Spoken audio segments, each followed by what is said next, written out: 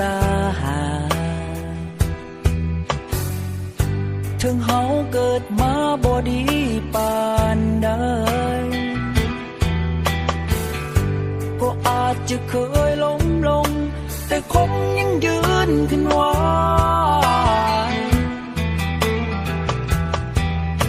เพราะมีแห่งใจแห่งกายเพื่อนคนสำคัญ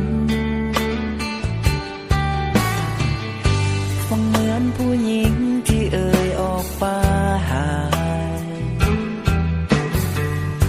เฮาแสนจะอายที่บอกคำนี้แต่อยากขอบใจที่วมฝันมาจนวันนี้เพราะเพื่อนที่ดีวันนี้จึงเป็นของเราหมื่นคำสัญญาล้านคำสาบานสิ่งที่ให้กันมันมีค่ากว่านั้นพันแสนหยาดเหงื่อน้ำตาวันเวลาแห่งความผูกพันทุกสุขด้วยกันล้อมรวมจนเป็นเพื่อนตา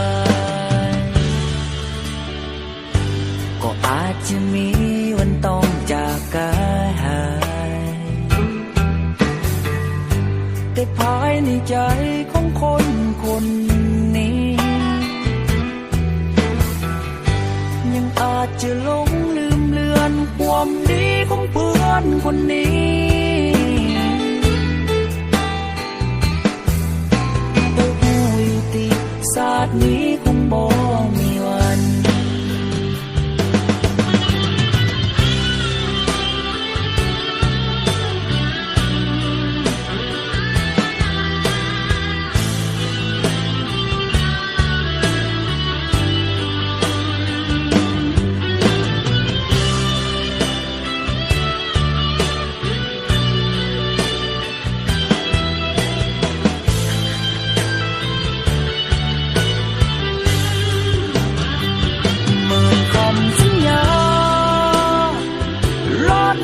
สาบานสิ่งที่ให้กันมันมีค่ากว่านั้นพันแสนหยาดเหงื่อน้ำตาวันเวลาแห่งความผูกพันทุกสุขด้วยกันล้อมรวมจนเป็นเพื่อนตายก็อาจจะมีวันต้องจากกัน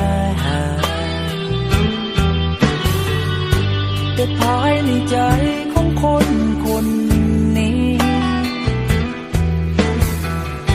ยังอาจจะหลงลืมเลือนความดีของเพื่อนคนนี้